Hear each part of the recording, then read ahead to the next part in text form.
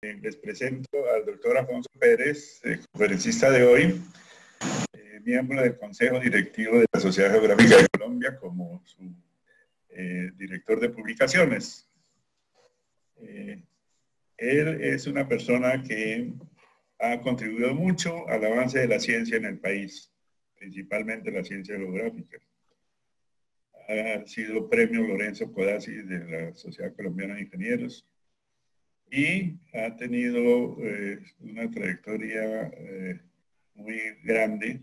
Fue rector de la Universidad Pedagógica y Tecnológica de Colombia en Tunja, fue director de la Corporación Autónoma Regional de Cundinamarca, fue subdirector del IGAC, y además de todos esos títulos tiene el título de compañero de estudios y amigo mío. Así que le cedo la palabra al doctor Alfonso Pérez y espero que como nos tienen acostumbrados, sea un maestro para nosotros en esta ocasión. Doctor Pérez. Bueno, muy buenos días a todos. Voy a compartirles entonces la pantalla para iniciar la presentación. Muchas gracias. El objetivo fundamentalmente de esta conferencia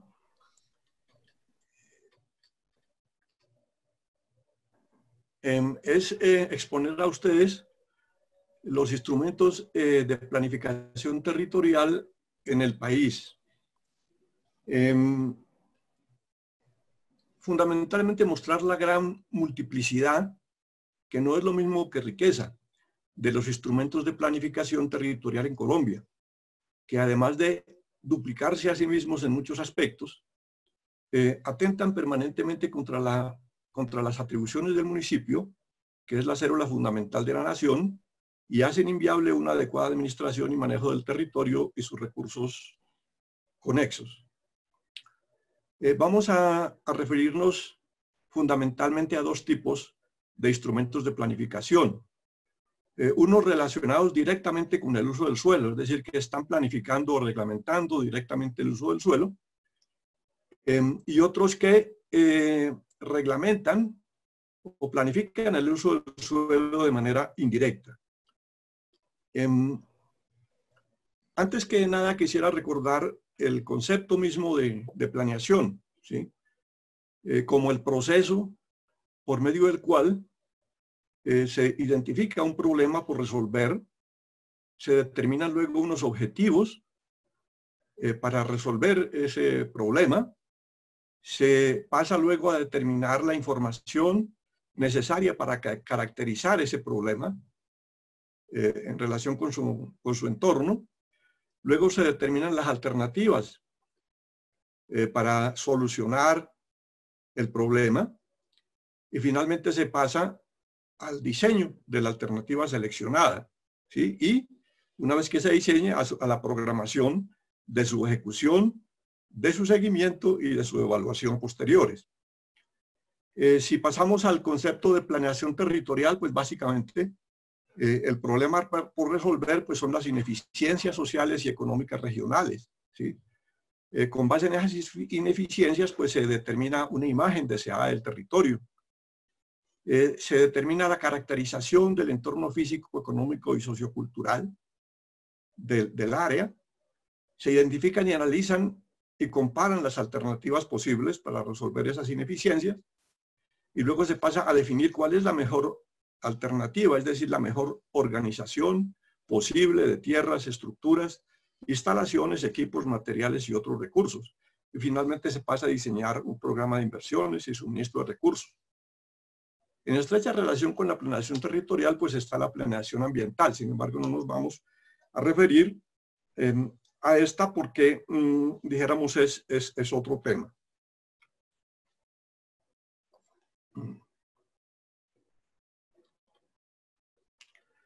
En el país existe una gran multiplicidad, como decíamos al comienzo, de instrumentos de planificación a todo nivel, instrumentos de planificación territorial, empezando a nivel nacional por el Plan Nacional de Desarrollo, ¿sí? Y los planes nacionales sectoriales, es decir, por ejemplo, el Plan Nacional de Turismo, el Plan Nacional Agrícola o Agropecuario, el Plan Nacional Vial, En fin, toda una serie de planes sectoriales que también se desarrollan o se formulan a nivel nacional. Luego tenemos en el nivel regional que existe una gran cantidad también de planes que tienen que ver con el uso y manejo del territorio. A nivel regional, por ejemplo, entonces tenemos los planes de desarrollo departamentales, los PDT departamentales, pero también ahí a nivel departamental tenemos los planes de desarrollo sectorial departamental, los PDS. También tenemos los planes integrales de desarrollo metropolitano, PIDM, ¿sí? En las zonas, en las regiones donde existen, dijéramos, áreas metropolitanas.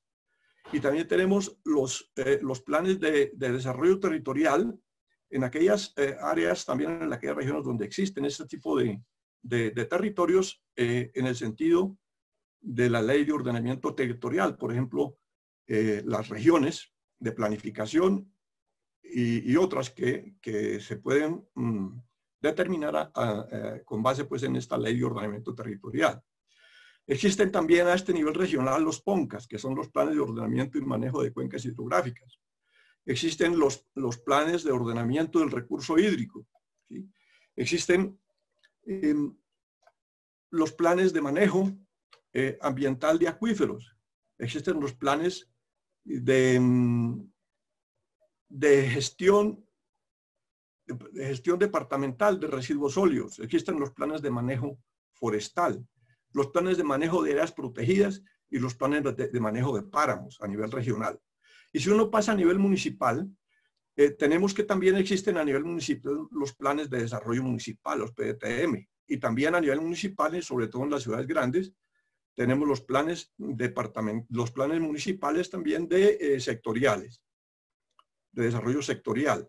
Tenemos a nivel municipal los planes de ordenamiento territorial municipal, que pueden dividirse, como ustedes recuerdan, en planes de ordenamiento territorial, en esquemas de ordenamiento territorial o en planes básicos de ordenamiento territorial. También tenemos a nivel municipal los planes municipales de gestión del riesgo de desastres, los planes municipales de seguridad alimentaria y nutricional, los planes de gestión integral de residuos sólidos, los planes de saneamiento y manejo de vertimientos y los planes de manejo de áreas protegidas.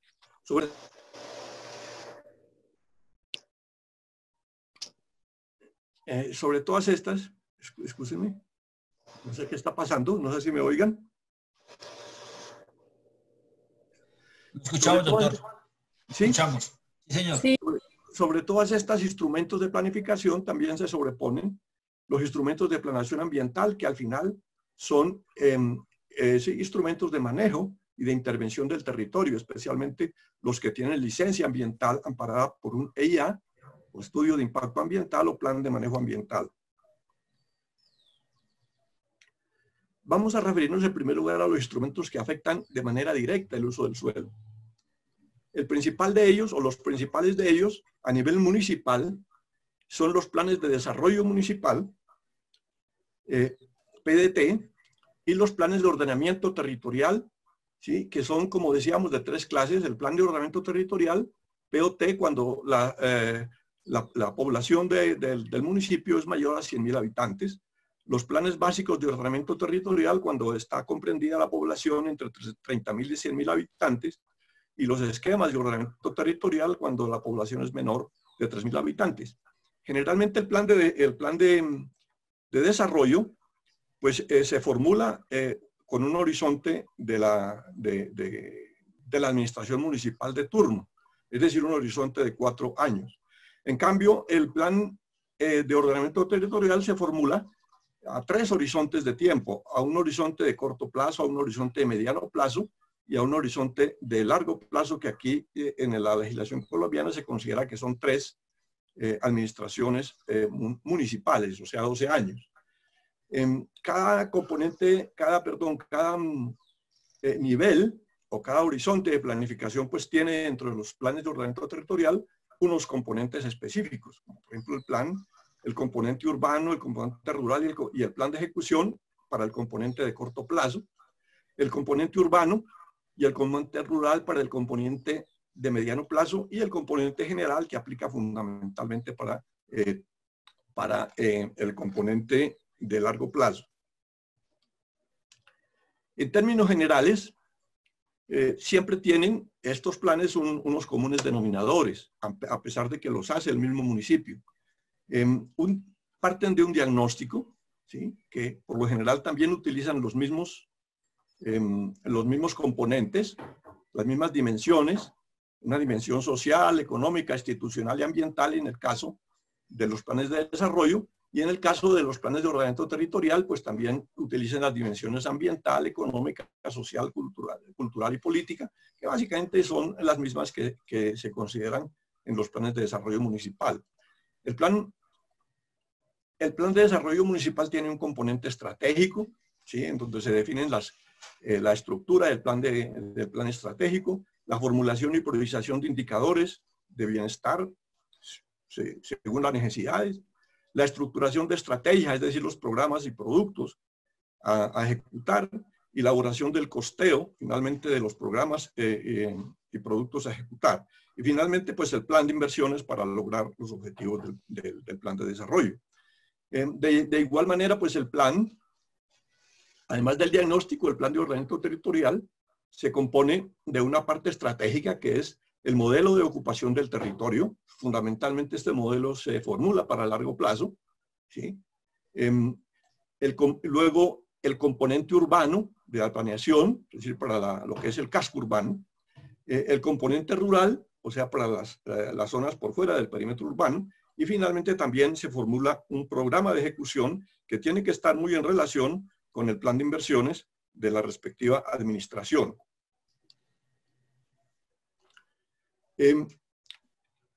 Los planes de desarrollo y los planes de ordenamiento territorial tienen básicamente una estructura similar, ¿sí?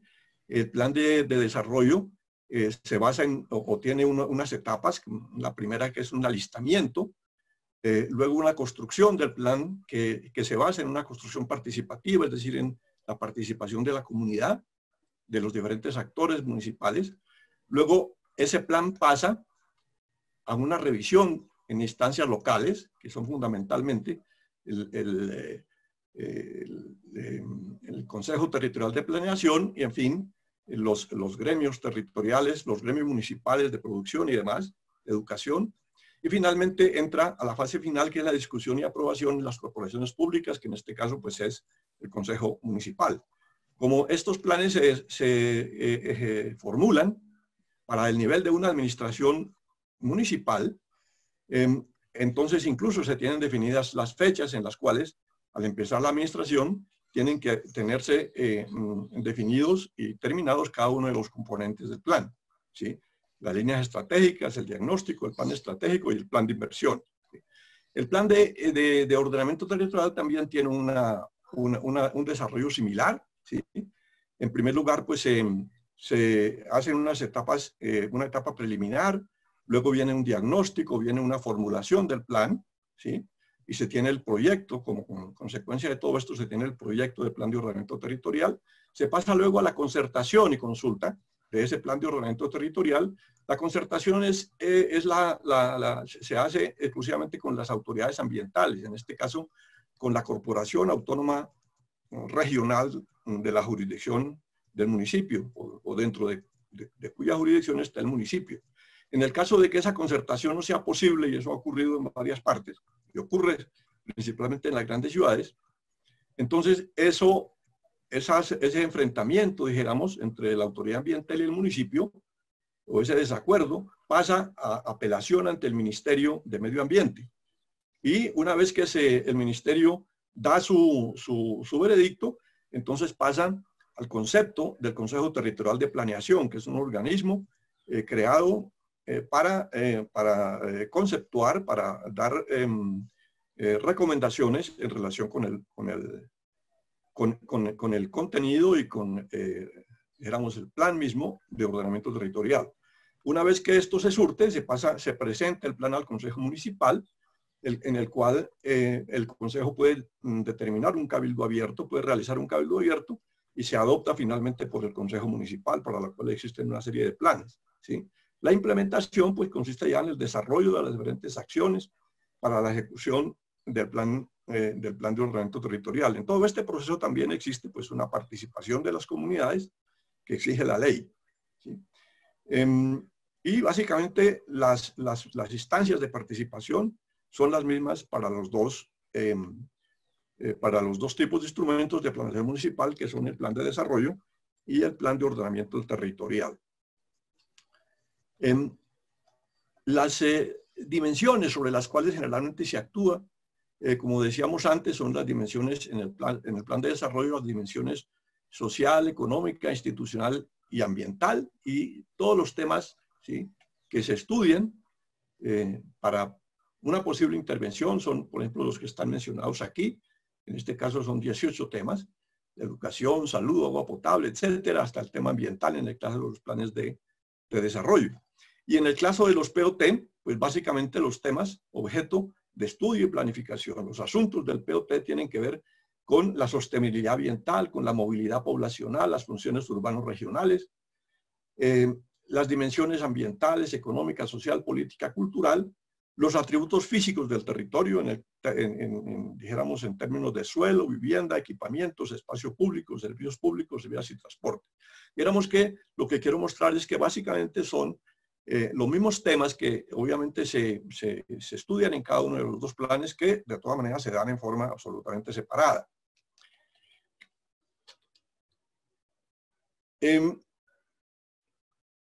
Los planes de desarrollo municipal y de diferentes niveles, por lo general no están interrelacionados, es decir, el plan nacional de desarrollo, el plan departamental de desarrollo y los planes municipales de desarrollo, ¿sí?, no están interrelacionados por diferentes razones.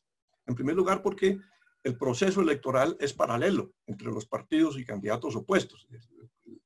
El proceso electoral para las gobernaciones, para el presidente, para los municipios, para los alcaldes municipales, son paralelos. El programa de gobierno, por lo general, o los programas de gobierno de los diferentes candidatos son disímiles y a veces contradictorios. Y obviamente que el plan de desarrollo pues se debe montar sobre el programa de gobierno del candidato ganador, ¿sí? Existe también una desarticulación entre los diferentes instrumentos de planeación. Hay diferentes tipos de metas, sin líneas base o de seguimiento posible en los planes de los diferentes niveles.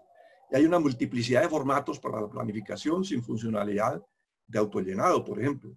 Entonces, hay también, obviamente, en relación con todo esto, una dificultad de sistematización de los diferentes planes de los diferentes niveles. Dijéramos que para resolver estos problemas se ha venido trabajando a través de Planeación Nacional en el desarrollo de instrumentos para que le faciliten la formulación a los municipios y para que se logre, dijéramos, resolver estas ineficiencias de la planificación municipal, departamental y nacional. Para eso, por ejemplo, se han determinado o se han diseñado instrumentos como el KIT, el KIT, el KPT, perdón, el KIT de Planeación Territorial, el Sistema de Información para la Evaluación de la Eficacia, el Formulario Único Territorial, Terridata, que es un sistema de estadísticas territoriales, y un sistema para formulación de proyectos, que es la Metodología General Ajustada de Proyectos. Dijéramos que con estas herramientas se pretende solucionar todos estos problemas que tienen estos planes municipales. Por su parte, los PDT, perdón un segundito, por su parte los PDT, perdón, los planes de ordenamiento territorial también tienen, dijéramos, sus inconsistencias a nivel regional. Uno podría decir que los POTs buscan ordenar el territorio municipal, pero por lo general desordenan el territorio a nivel regional, ¿sí? Esto se debe a que, en primer lugar, no existe una visión de territorio nacional compartida, porque no hay un POT nacional, ¿sí? Los planes de desarrollo sectorial son desarticulados, ¿sí?, y por tanto contradictorios, es decir, los planes viales, los planes agrícolas, turísticos, de áreas protegidas, etc.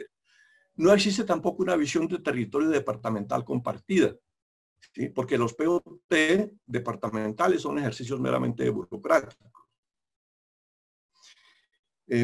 Y cada municipio quiere tener además, quiere tener sus propias áreas industriales, sus propias áreas mineroindustriales, sus propias áreas agroindustriales, etcétera, lo que conlleva a un desorden regional y desperdicio de recursos. Estas son, dijéramos, las causas por las cuales existen estas inconsistencias a nivel regional dentro de los POT municipales. Este es simplemente un ejemplo. Esto es cuando uno hace un empalme de los planes POTs, de los planes de ordenamiento territorial municipales, entre municipios vecinos, por lo general se encuentran esas inconsistencias en la planificación, que es lo que un municipio quiere, dijéramos, el otro no lo quiere, o se duplican muchas veces los tipos de áreas, ¿sí? Aquí este es un plan, por ejemplo, que es el primer plan el mosaico de los primeros planes de ordenamiento territorial que se formularon hacia el año 2000, y este es el mosaico de los mismos planes formulados, dijéramos, con los planes de ordenamiento territorial vigentes. Entonces, uno ve la enorme dispersión que existen, ¿sí? En áreas de diferente uso, de actividades mixtas, actividades dotacionales, industriales, mineras, etcétera, ¿sí? En todo el territorio. Y una cosa para observar es cómo este amarillo lo muestra, cómo ha venido aumentando el proceso urbanizador desde los años 2000 hasta la actualidad, ¿sí? El crecimiento de ese color amarillo muestra bastante ese proceso de ocupación urbana de la sabana de Bogotá. Un instrumento regional muy importante de planeación del territorio son los PONCAS. Ya, saliéndonos de los planes municipales, vamos a un plan regional que es el Plan de Ordenamiento y Manejo de Cuencas Hidrográficas. Los PONCAS también obedecen a una jerarquía espacial nacional. Y éramos desde los planes estratégicos que se formulan por parte del gobierno nacional a nivel de grandes áreas hidrográficas, es decir, la Orinoquia, la Amazonia, el Caribe, la zona andina, etcétera, ¿sí? Hasta llegar a los planes de ordenamiento y manejo de cuencas hidrográficas al nivel de las subzonas hidrográficas, que son cuencas relativamente grandes, como por ejemplo la cuenca del río Bogotá, ¿sí? La cuenca del río Guayuribe, etcétera. Entonces, esas cuencas, que son alrededor de 300 y algo en todo el país, para esas cuencas se deben formular planes de ordenación y manejo de cuencas hidrográficas, PONCAS. De ahí para abajo, ya dijéramos, a nivel de microcuencas, ¿sí? Están un instrumento que se llama planes de manejo de microcuencas, o también existen los planes MMA, los planes de manejo de agua subterránea, ¿sí? Y en el intermedio, pues están básicamente unos planes que son de monitoreo ambiental del recurso hídrico, que están a cargo de las autoridades del IDEAM y de las autoridades que hacen monitoreo de recursos hídricos a nivel nacional, a nivel regional. La forma como se formula un PONCA, pues es muy similar a cómo se formula también un POT o un plan de desarrollo, ¿sí? Se parte de una fase de aprestamiento, es decir, en donde se determina la información necesaria, se pasa también a un diagnóstico en donde básicamente también se determinan casi que los mismos componentes, las mismas variables que se determinan en los POT y en los planes de desarrollo. Se pasa a una fase prospectiva o determinación de lo que uno quiere, de la imagen deseada del territorio, ¿sí? Luego se sigue con una fase de formulación, o sea, de diseño de programas y productos, y finalmente se pasa a la ejecución del plan y a su seguimiento y evaluación. No me voy a referir en detalle a cada una de estas de estos temas porque pues la presentación queda, dijéramos, disponible.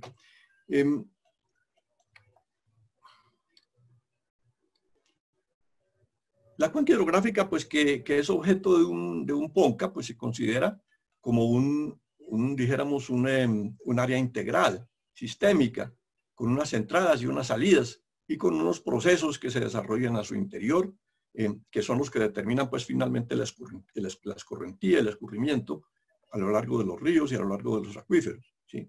Los asuntos que tienen que ver con el diagnóstico, ¿sí? Pues son también muy similares a los que se determinan para un POT o para un plan de desarrollo, de los aspectos físicos con el clima, la geología, la hidrología, hidrogeología, etcétera, como los aspectos sociales, culturales, económicos, los aspectos institucionales, los aspectos funcionales del territorio, y una cosa muy importante es los aspectos de riesgo, ¿sí? De amenazas naturales, que tienen que ver con la determinación y cartografía de las amenazas, la determinación de la vulnerabilidad y los escenarios del riesgo, ¿sí? Básicamente, en esto, por ejemplo, los planes de ordenamiento territorial y los PONCA son muy similares, ¿sí? En cuanto a los temas que por lo general cubren, ¿sí? Y buscan al final pues, determinar una síntesis ambiental sobre la cual se basa el programa o el plan mismo, el diseño del plan de ordenamiento de la cuenca. El principal instrumento o el principal producto del plan de ordenamiento de la cuenca es la zonificación ambiental, ¿sí? Esa es básicamente una propuesta de usos del territorio, ¿sí? Que se validan, en primer lugar, por los usos de la tierra, por los índices de uso del agua, por el índice de las coberturas vegetales actuales y por amenazas naturales. Con base en todo esto se determina el uso potencial o el mejor uso que debe tener un territorio y se llega a la zonificación ambiental, ¿sí? Esta zonificación ambiental se constituye en lo que se llama un determinante ambiental de los planes de ordenamiento territorial, es decir, que son prácticamente de obligatorio cumplimiento por los planes de ordenamiento territorial de los municipios. A este respecto, pues yo quiero indicar algo, y es que el artículo 313 de la Constitución Política de Colombia establece, corresponde a los consejos municipales. Séptimo, reglamentar los usos del suelo y dentro de los límites que fije la ley, vigilar y controlar las actividades relacionadas con la construcción y enajenación de inmuebles destinados a vivienda. Entonces, ¿esto qué significa? Cuando uno llega a esto, a este nivel en que un PONCA de nivel regional determina la zonificación del territorio, pues le está arrebatando en su totalidad al municipio su función constitucional de reglamentar el uso del suelo en su jurisdicción. Y esto lleva a muchos conflictos de tipo institucional, pero también conflictos de tipo económico y social entre los usuarios de los recursos.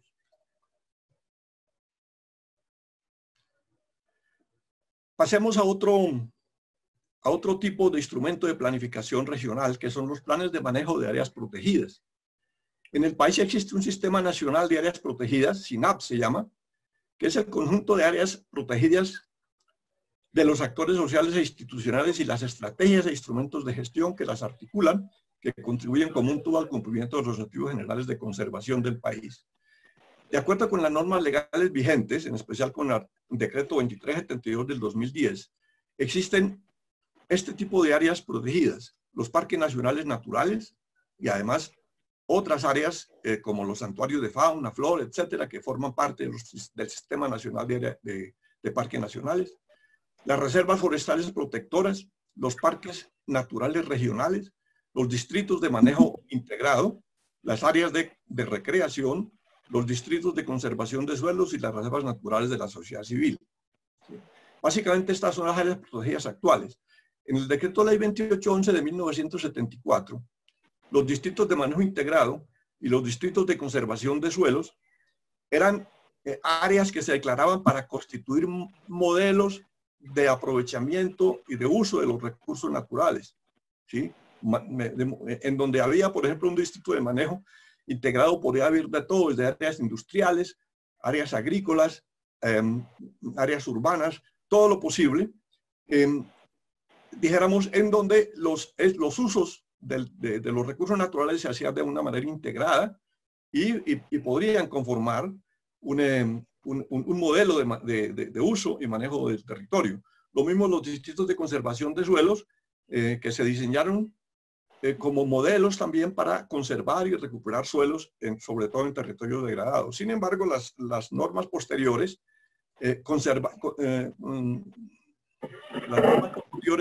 hicieron a los distritos de manejo integrado y los distritos de conservación de suelos, los hicieron áreas protegidas, al mismo nivel que los parques nacionales, las reservas forestales, eso.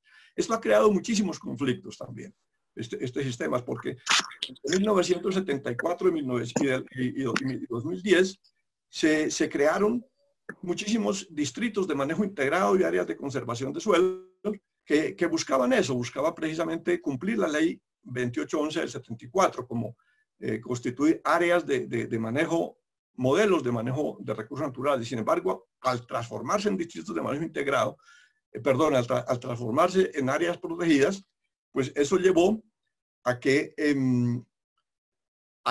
se estableciera una serie de limitaciones al uso del suelo y de los recursos naturales en esos territorios, y hace que evidentemente los usuarios, los poseedores de tierras y demás, estén en conflicto permanente con las autoridades ambientales en estos territorios de los distritos de manejo integrado y distritos de conservación de suelo.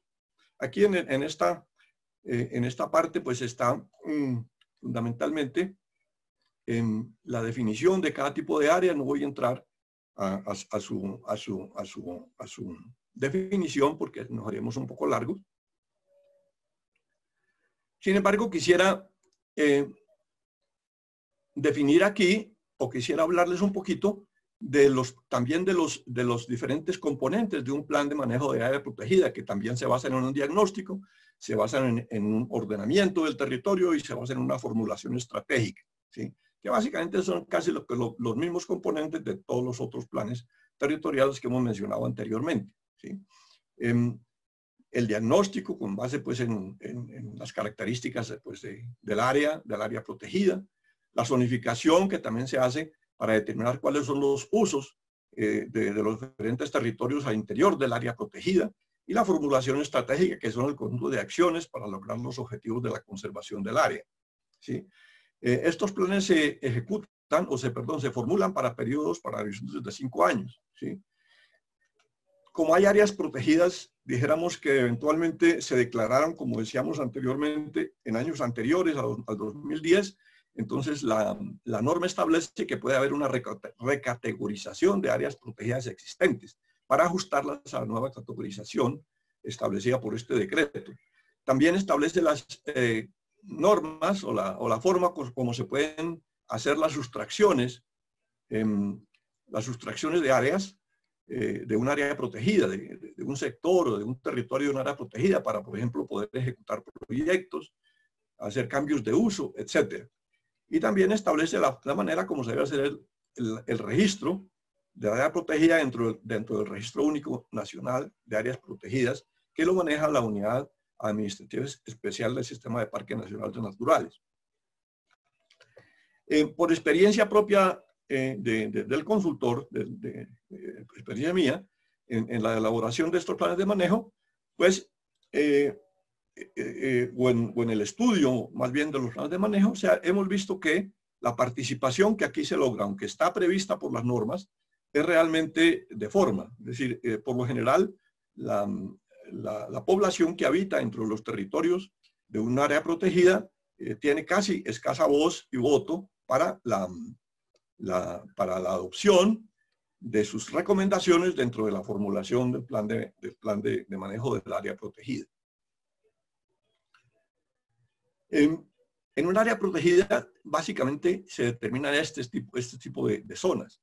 Las zonas de uso de preservación son intangibles realmente, no se pueden tocar, ¿sí? Las zonas de uso de restauración, que son aquellas áreas degradadas en donde se pueden adelantar acciones de restablecimiento de cobertura vegetal u otras. Las zonas de uso sostenible, pero este uso sostenible básicamente se relaciona con las actividades de aprovechamiento de los mismos productos del bosque, ¿sí? Y la zona general de uso público, ¿sí? del área protegida. En algunos casos, sobre todo en reservas forestales o en distritos de manejo integrado, se pueden permitir ciertos tipos de uso sostenible, pero obviamente sin que eso determine o lleve a una pérdida de la categoría de área protegida y de dijéramos, características de uso del área protegida que determina la ley. También hay otros usos que no necesariamente son territoriales, que son los usos de conocimiento y los usos de disfrute, que tienen que ver con básicamente la investigación, la educación, etcétera, dentro de un área protegida. Estas son las únicas actividades que se pueden permitir dentro de las áreas protegidas. Hay otro tipo de instrumento de planificación territorial, que son los planes de manejo forestal, ¿sí? Estos planes lo que buscan fundamentalmente es orientar el aprovechamiento del bosque natural existente en un territorio, ¿sí? Por lo general se basan en lo que antes se llamaba un plan de ordenamiento forestal regional, que debe formular la autoridad ambiental regional, en este caso la CAR respectiva, ¿sí? También estos planes, pues básicamente tienen un diagnóstico general de las características del área, las características físicas, bióticas, etcétera, socioeconómicas del área. Obviamente se basa en un inventario forestal detallado, porque el plan se determina es para aprovechar el bosque. La justificación del aprovechamiento. Luego viene un plan de aprovechamiento forestal con las directrices de manejo del bosque. Luego viene un plan silvicultural, que es el diagnóstico para la regeneración natural y los tratamientos silviculturales de las áreas aprovechadas. Las consideraciones de efectos ambientales que entran aquí, básicamente, porque aprovechar un bosque pues tiene también efectos ambientales. Entonces aquí tratan de disminuir esos impactos ambientales en el diseño mismo del plan de aprovechamiento y del plan silvicultural. Y los aspectos administrativos, financieros, industriales y comerciales del aprovechamiento. Todo esto también se retroalimenta con un plan de monitoreo y seguimiento, ¿sí? Básicamente este es el plan general, la estructura de un plan de manejo forestal. Tiene también sus componentes, sus características de lo que tiene que tener cada uno de estos componentes que hemos mencionado. Finalmente hay una cuestión, hay un instrumento de planificación muy reciente, que es el plan de manejo de los páramos, ¿sí? Esta es una cuestión que nace de la ley 1930 de 2018, ¿sí? Los páramos son muy importantes en ciertas zonas del país, porque, dijéramos, hay muchas ciudades, empezando por Bogotá, por ejemplo, que se surten del agua que nace, dijéramos, de los recursos hídricos que nacen en los páramos, aquí específicamente en Bogotá, en el páramo de Chingaza y en otros páramos vecinos, ¿sí? Entonces, por esta razón también se pone un énfasis muy especial en la conservación del páramo, ¿sí? En general, estos páramos se determinan, de acuerdo con esta ley, como el área que está por encima del bosque andino, ¿sí? Y que por lo general es ocupada por formaciones herbáceas naturales, por pajonales, matorrales, etcétera. O incluso cuando se llega ya al borde de los glaciares, por zonas prácticamente desprovistas de vegetación, o sea, rocas estriadas, arenales, etcétera.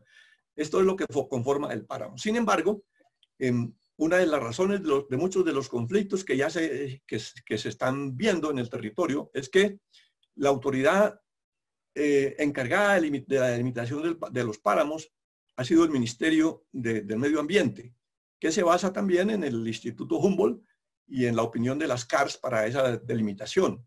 Y esa delimitación de los páramos, por lo general, no llega hasta donde dice esta ley, sino mucho más abajo. Es decir, que cubre, por lo general, los páramos, como muestra esta figurita, dijéramos que no siguen una cota específicamente, sino que dependen mucho, el límite del bosque depende mucho de la humedad, de la vertiente que se considera, ¿sí? Si es una vertiente muy húmeda, como es la vertiente, por ejemplo, externa de la cordillera oriental, el límite del bosque sube bastante y puede llegar hasta los 3.600 metros, ¿sí? Y de ahí para arriba es páramo húmedo aquí en esta cordillera. Pero en las vertientes secas, interiores, por lo general el límite está mucho más abajo y llega hasta los 3.200 metros en la mayor parte de casos, ¿sí? Y de ahí para arriba, en las vertientes interiores, es el páramo, ¿sí?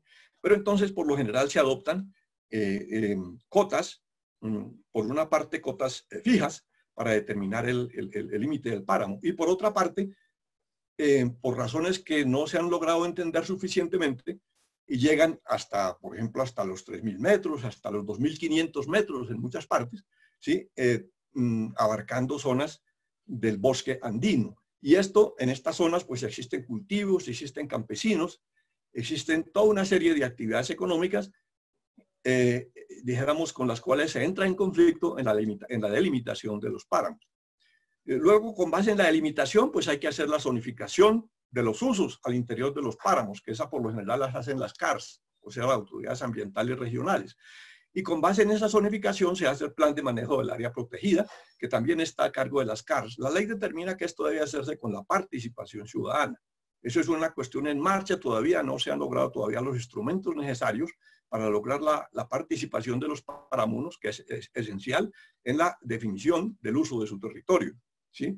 Y estos páramos deben obviamente intervenir sobre todo en una cosa que se llama proyectos de reconversión productiva, ¿sí? De sus actividades tradicionales al interior del páramo, ¿sí? Todo esto se basa evidentemente en estudios técnicos, económicos, sociales y ambientales, ¿sí? Y también tiene un instrumento de seguimiento. El plan de manejo del páramo tiene un instrumento de seguimiento. Y aquí específicamente los proyectos de reconversión y reconversión productiva, la ley establece que se debe hacer saneamiento predial. ¿Por qué? Porque es que en todas estas zonas, por lo general, dijéramos, la tenencia del predio no se basa en títulos legales, sino que son, dijéramos, es una tenencia por títulos de generación en generación de los habitantes, lo que se llama también en otros términos la falsa tenencia. Pero eso se debe sanear y la ley lo ha obligado. Esto es, dijéramos, lo que tiene que ver con la ley de páramos. No me voy a referir en mayor detalle a más cosas. Quizá aquí que la ley de páramos, dijéramos, es un instrumento como ley, incluso de ordenamiento territorial, porque de una vez por ley determina toda una serie de prohibiciones de uso. Las actividades mineras, por ejemplo, no se pueden realizar dentro de los páramos, salvo donde existe un plan de manejo ambiental o donde existe un plan de manejo y recuperación del área explotada. No se pueden realizar actividades de hidrocarburos, de usos urbanos y suburbanos, de agricultura mecanizada, de residuos sólidos, de introducción de especies invasoras genéticamente modificadas, de juegos pirotécnicos, de talas de vegetación. No se pueden realizar actividades de fumigación y aspersión con químicos, ¿sí? Y esto es muy importante. ¿Por qué? Porque es que en esas zonas también existen actividades ilegales de plantas, como dijéramos, algunas plantas pues que se utilizan para los fines, dijéramos, de los vicios y demás, la degradación de la cobertura vegetal y otros incompatibles con la conservación. Básicamente en un páramo lo que se puede hacer es proyectos con licencia ambiental previo concepto del Ministerio de Ambiente, prácticas económicas que eviten el deterioro de la biodiversidad, expansión de la frontera agropecuaria y actividades agropecuarias de bajo impacto. Eso es lo que se permite y que establece la ley directamente como usos permitidos y prohibidos en el territorio de un páramo.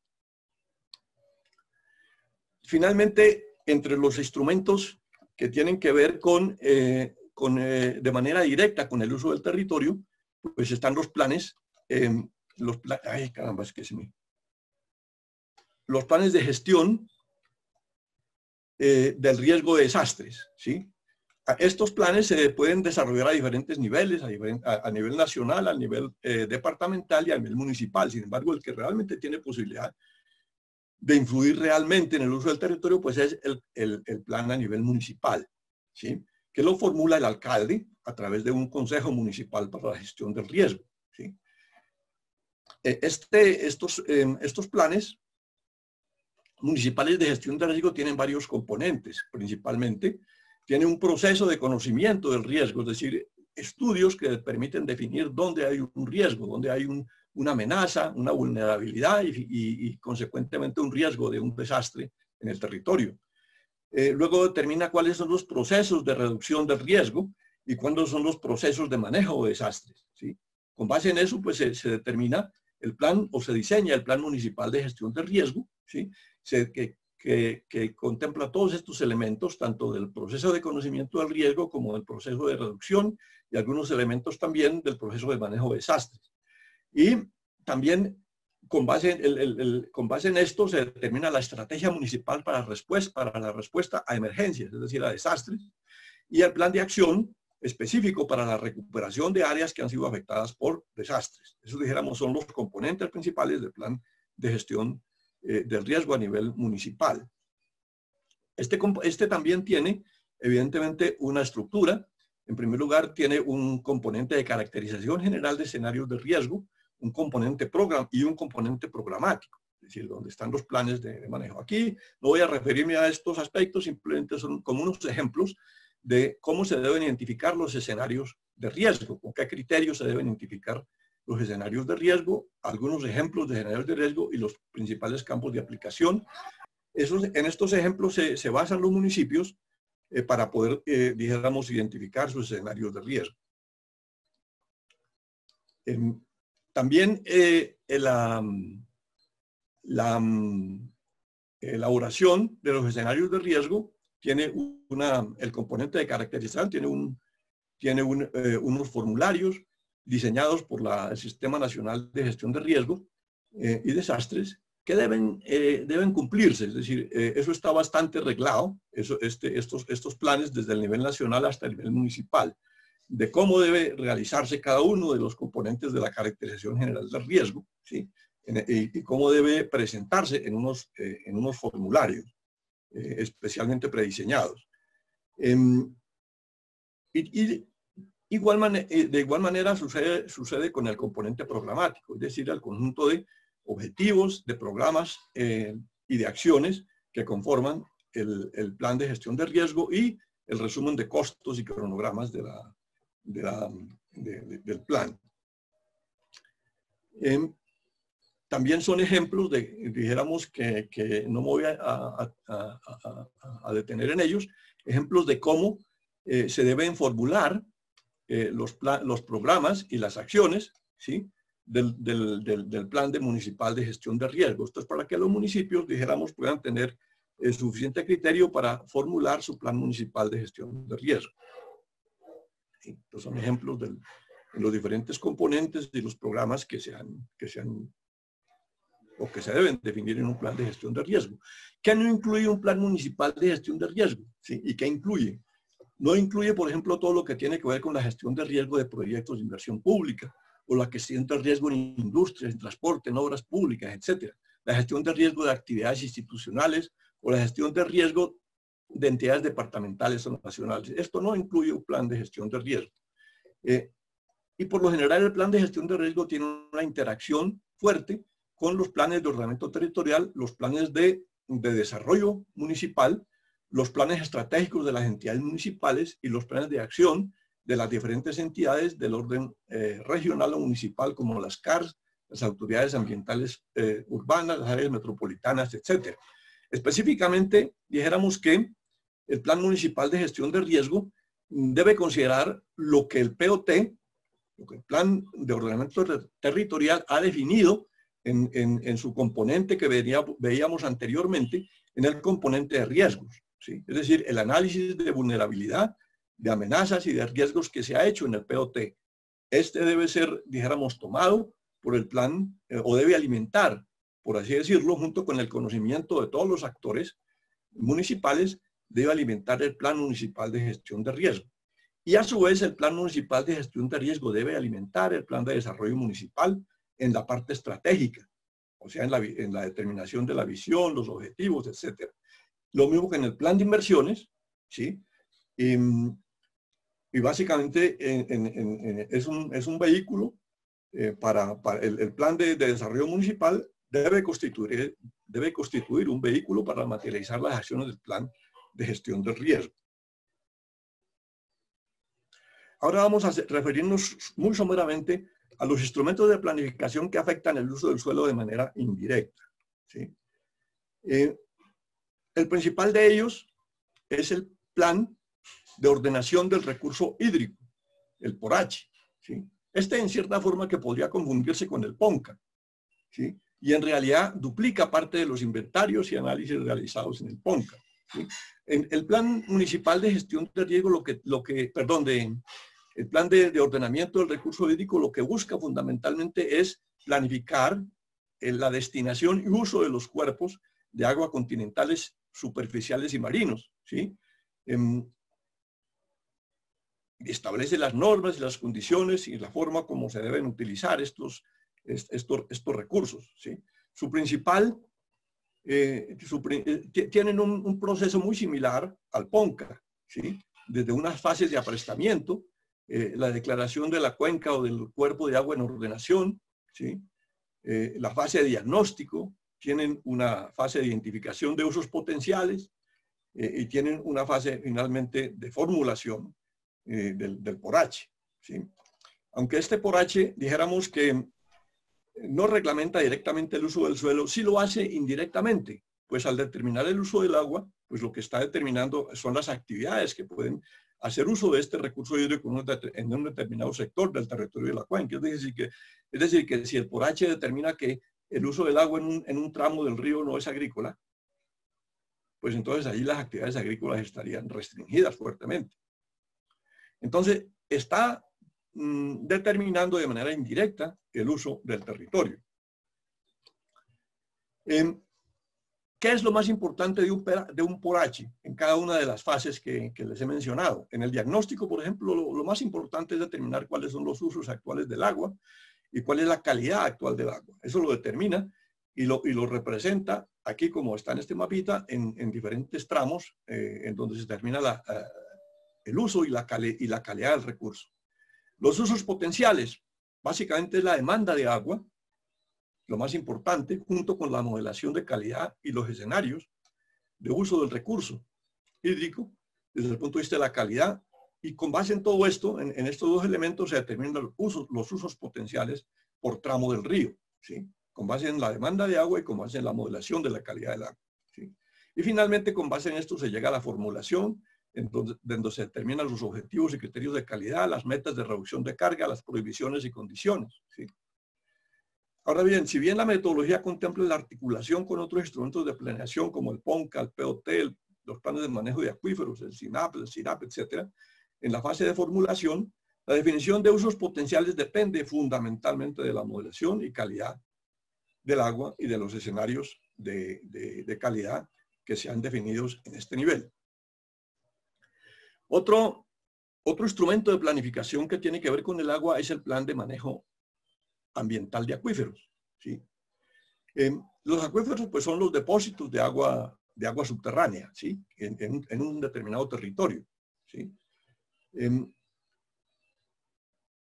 Estos planes también tienen una mecánica muy similar a la de los planes que les hemos mencionado, desde el plan de ordenamiento de manejo de cuencas hidrográficas, el PORACHE, etcétera. Tiene una fase de aprestamiento, una fase de diagnóstico, una fase de formulación, una fase de ejecución y finalmente una fase de seguimiento y evaluación del PORACHE.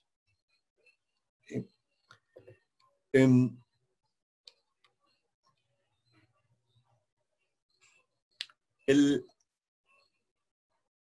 El producto principal de un plan de manejo ambiental de acuíferos es lo que se llama el modelo hidrogeológico conceptual. Este es un modelo que se hace con base en tres elementos principales: la geología y la geofísica del área, la hidráulica del área o del acuífero y la calidad del agua del acuífero. Son, dijéramos, los tres elementos principales que entran en la determinación del modelo hidrológico conceptual, pero también se tienen en cuenta, obviamente, otros aspectos como es el uso, ¿sí? El uso del agua subterránea en una región, el inventario de fuentes y de usuarios, y la evaluación hidrológica que determina las áreas de recarga y las áreas de recarga y de descarga de los acuíferos. Entonces, con base en eso, en la consideración de todos estos aspectos, se determina el modelo hidrológico conceptual, que es con base en el cual se determina si una autoridad puede o no dar concesiones de agua subterránea para un determinado uso en un determinado territorio. Entonces, por esa razón, evidentemente que también estos planes de manejo ambiental de acuíferos también entran permanentemente en contradicción con las zonas definidas, con los diferentes usos del territorio definidas en los planes de ordenamiento territorial, que no han tenido evidentemente en cuenta pues todos estos estudios que realizan otras autoridades, que no son las municipales, sino son las autoridades regionales ambientales. Hay otro instrumento que también tiene que ver con el uso del suelo, que son los PEGIR, son los planes de gestión integral de residuos sólidos. Estos tienen obviamente una metodología propia de diseño, de formulación, en donde se parte dijéramos, de unos objetivos. Para la formulación de los PEGIR también se determina una línea base, un diagnóstico, que debe realizarse con base en todos estos programas que están aquí, ¿sí? Es decir, debe haber un diagnóstico que apoye, una línea base que apoye cada uno de esos 13 programas y proyectos para la implementación de los PEGIRs, ¿sí? Con parámetros, proyecciones, árboles de problemas y priorización de problemas. Y sobre ello se basan los programas que se ejecutan.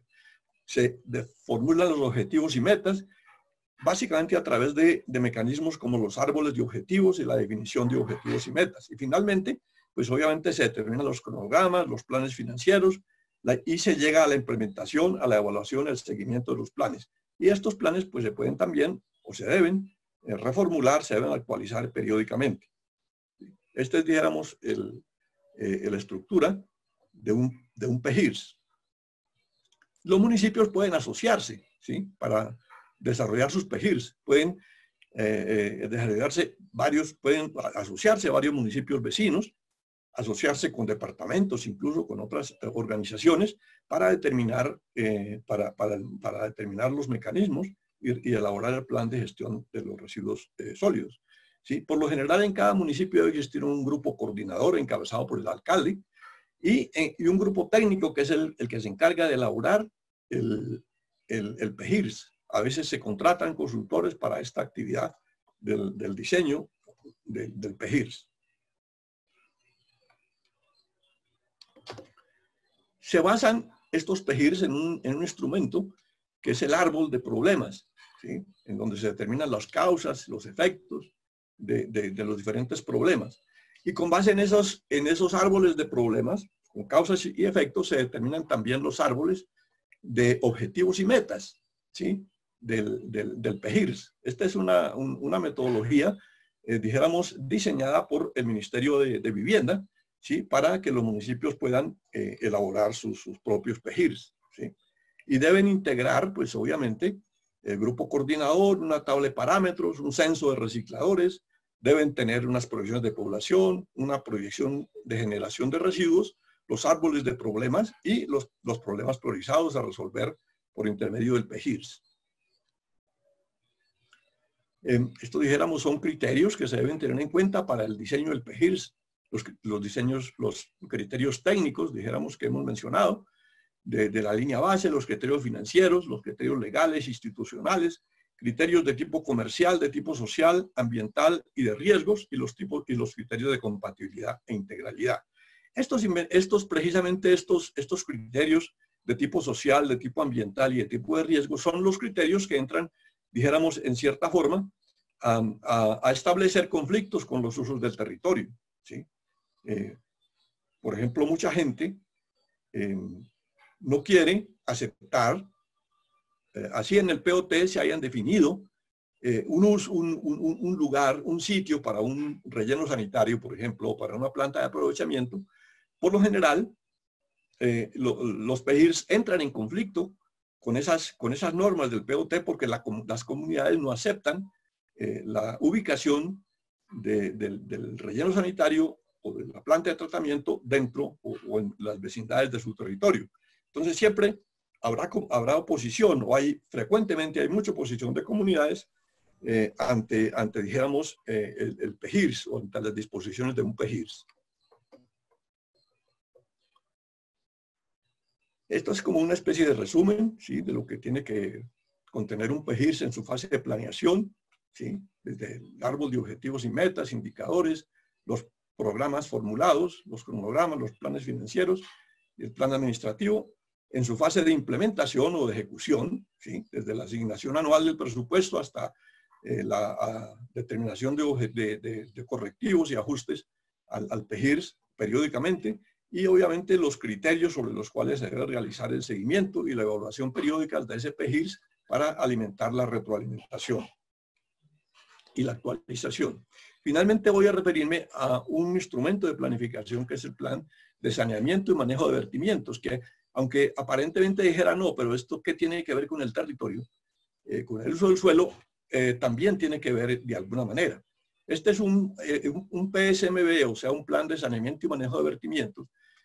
Constituye un conjunto de programas, proyectos y actividades con sus respectivos cronogramas e inversiones necesarias para avanzar en el saneamiento y tratamiento de los vertimientos, incluyendo la recolección, transporte, tratamiento y disposición final de las aguas residuales descargadas al sistema público de alcantarillado. Estas aguas pues finalmente van a un curso de agua, se descargan, se vierten a un curso de agua natural, ¿sí?, con o sin tratamiento, ¿sí? Y obviamente que cada municipio debe tener un PSMV, ¿sí?, aprobado por la autoridad ambiental para dijéramos, que pueda verter o pueda descargar sus aguas residuales en un determinado curso de agua. Un PSMV, por lo general, obviamente, tiene un alcance, que es lo primero que se define, tiene un área, la definición de un área de prestación del servicio de alcantarillado, que es al área a la cual se refiere el PSMV. Con base en esto, pues se hace el diagnóstico, ¿sí?, el diagnóstico del plan, con la previsión de población, los diagnósticos del alcantarillado sanitario y pluvial, la identificación de vertimientos existentes, la caracterización de los vertimientos y cuerpos receptores, ¿sí? Y con base en esto, pues se pasa a la etapa de formulación del PSMV, que debe tener unos objetivos de reducción del número de vertimientos, una proyección de cargas contaminantes y unos programas, proyectos y actividades específicos. Estos pues deben estar en relación con el PORACHE, porque el PORACHE ha definido unos tramos del río, dijéramos, en donde define unos usos potenciales, de acuerdo con la modelación de la calidad de agua que se ha hecho ahí, y que define también a su vez los usos del agua en ese tramo. Entonces, debe tener este PSMV una relación directa también con ese PORACHE que se ha definido anteriormente, ¿sí? En esta figura, básicamente lo que se determina es cuál es el contenido que debe tener cada uno de estas actividades que hemos visto en la anterior diapositiva, desde las proyecciones de población hasta los programas, proyectos y actividades que se deben ejecutar. Y aquí en este simbolito rojo, que tal vez no les había explicado, simplemente este circulito rojo lo que indica es los puntos del PSMV con los cuales puede haber conflicto de intereses con lo que se determina en el POT, con el uso del suelo a nivel municipal. Finalmente, pues para concluir de esta presentación, yo quisiera decir lo siguiente, ¿sí? Si bien la Constitución Política Nacional asignó a los municipios la facultad de reglamentar el uso del suelo y sus recursos conexos, la Nación, para justificar su abultada burocracia, ha ideado numerosos instrumentos mediante ardíes legales que le han venido quitando a mordiscos esa facultad constitucional al municipio, célula fundamental de la nación. ¿Sí? Ese, dijéramos, para mí es la principal conclusión que puedo sacar de la presentación que les he hecho. Es decir, cómo la nación ha venido con todos estos planes que les he mencionado, con los PONCA, los PORACHE, los PMAMA, etcétera, etcétera, cómo ha venido restándole esa capacidad al municipio de planificar su propio devenir, el propio uso de sus recursos naturales. ¿Y esto qué implica? ¿Sí? Implica que el municipio, pues, en la generalidad de los casos no se interesa por toda esa, ni por cumplir adecuadamente sus funciones, ni tampoco se interesa por cumplir las que le imponen las autoridades nacionales o regionales. Entonces, por lo general, por eso es que vemos que nadie se preocupa aquí por controlar todos estos problemas ambientales que nos afectan en este momento, la deforestación galopante, la contaminación, en fin, todas esas cosas. ¿Por qué? Porque hay demasiada duplicidad de recursos. Este es la otra conclusión, que en todo este proceso la nación ha creado tantos instrumentos de planificación que se duplican entre sí, provocando un enorme desperdicio de recursos. Y los municipios, por lo general, no protestan porque los poderes centrales del Estado se auxilian mutuamente. ¿Sí? Y al final, entre administradores y los llamados entes de control, pues terminan apabullando al municipio.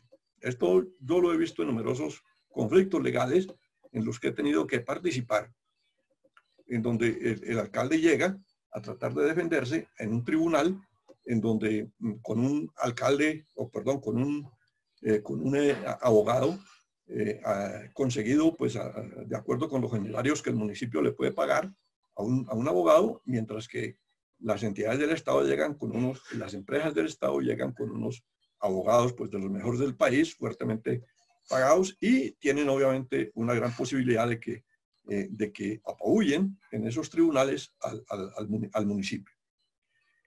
Una conclusión al final es que nuestra reglamentación nacional en materia de uso del territorio es como un Ouroboros, como el Ouroboros del mito de Sísifo, ¿sí? que se come por su cola, ¿sí? Quien carga cuesta arriba una roca que casi al llegar a la cima se le rueda cuesta abajo, obligando a Sísifo a recomenzar su tarea. O en otros términos, se da vida y se mata a sí misma en un ciclo continuo que no deja espacio a lo diferente. Esa es básicamente la conclusión que quería compartir con ustedes de este análisis que les he presentado. Muchísimas gracias por la atención, y entonces quedo a la espera de alguna pregunta o lo que ustedes estimen necesario de acuerdo con la organización del evento. Gracias.